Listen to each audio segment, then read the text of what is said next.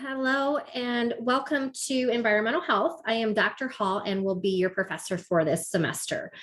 For this video, I'm going to go over the course Moodle page, the syllabus, and a few things so that you feel prepared for the course and know what to expect a little over this semester. So I'm going to get over here and share my Moodle page with you. And so this is the view of the Moodle page that you have here. So I will have any announcements at the top here. So already we do get started right away in this course. So for the first Wednesday, which is kind of the official first day of the class on the 11th, please have read chapter 1, take a short quiz, and then find a recent news article related to climate change and its impact on human health, and be prepared to create a short video on that as well using Flipgrid. And I'll go over that too and just again here in a little bit. If you want to learn more about me, you can click on here and see my bio. Know that I am available all the time by appointment. Otherwise, Mondays and Wednesdays from 1 to 4. I'm going to really work to block that out. I understand you're online, so I'm going to be creating a link for virtual appointments, and you can sign up on a calendar that way. So that will be posted here soon. You can also give me a call. If I'm here and able, just I'll give me a call as well, or send an email if you have a quick question. I'm happy to answer that way. Here's a place for you and your peers to interact as well if you have questions. In the first section, you'll find the course syllabus, calendar, assignment list, and some other links to resources for the course and the university. So we'll go into the syllabus here.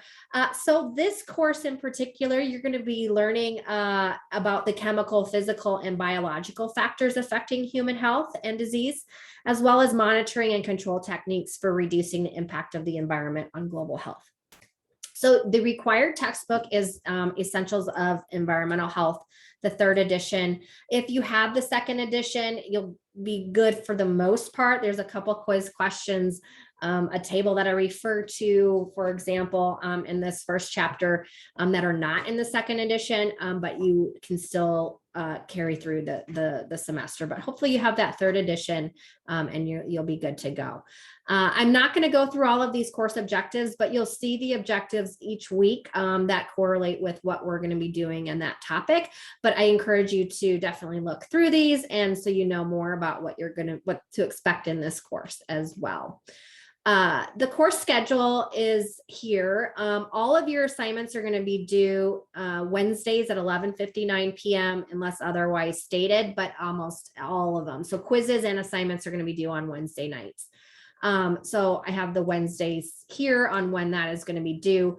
On Moodle, you'll see more of a week. So when things are kind of opening for the next week, and that last day will be when things are due. So you'll see the topic, readings. There will be potentially other readings or videos posted on Moodle for you to engage with. And then the assignments that are due. So here's the link to the Flipgrid intro video.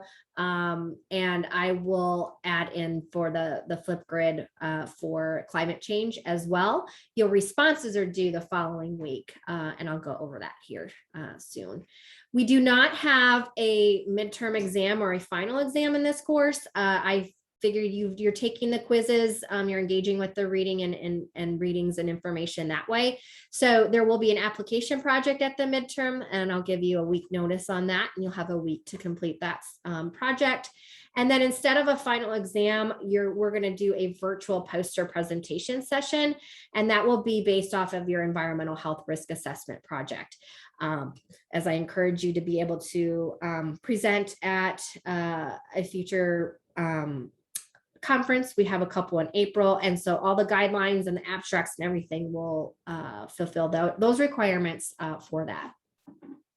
The way the course is going to be evaluated is these environmental health and the news assignments are 10% of your grade. Discussions and assignments are 15%. Those quizzes are 20%.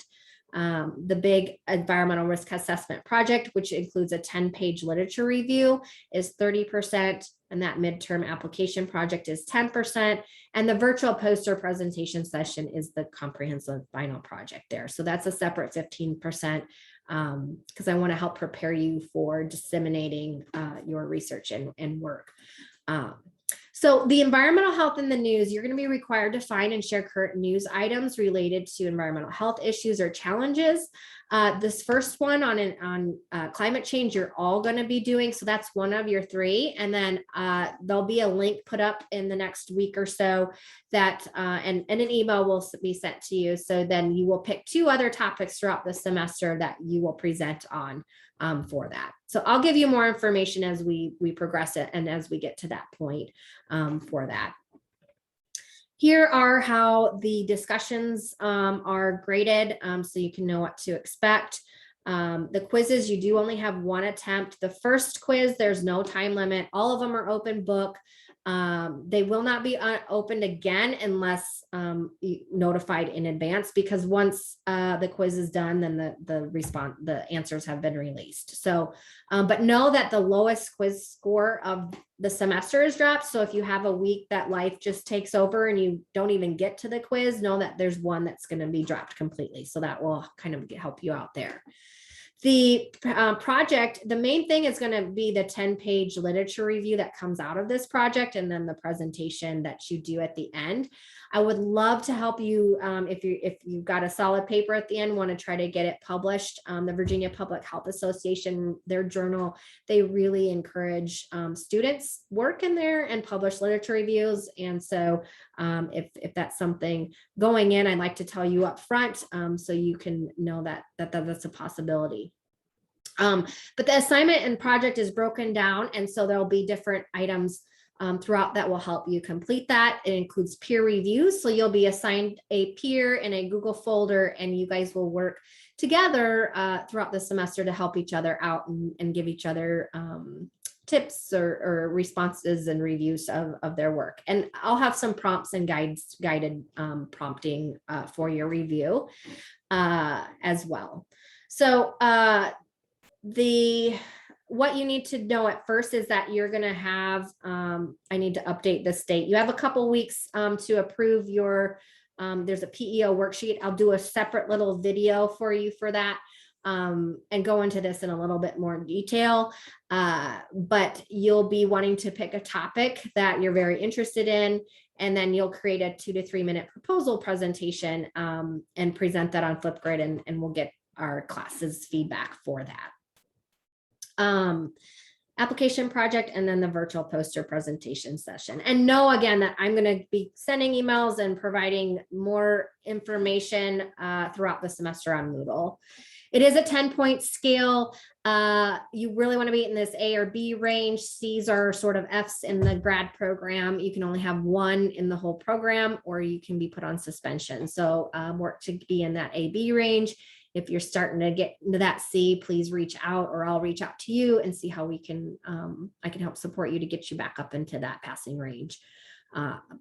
Very much committed to diversity, inclusion, and respect for others. This is if you're in person and on campus, in the community, online, you're representing yourself, but also the University of Lynchburg and our Master of Public Health program. And as a future public health professional too, you know, really, these are important values to adhere to. So if you do feel any way discriminated or disrespected and want to report it here, you can report it here. Things you do share with me, I do have the responsibility to mandatorily report. Most for more of sexual discrimination, gender discrimination, but we really do encourage you to report it. If you need any sort of accommodations, Julia and Meg are the contacts here, and they are awesome.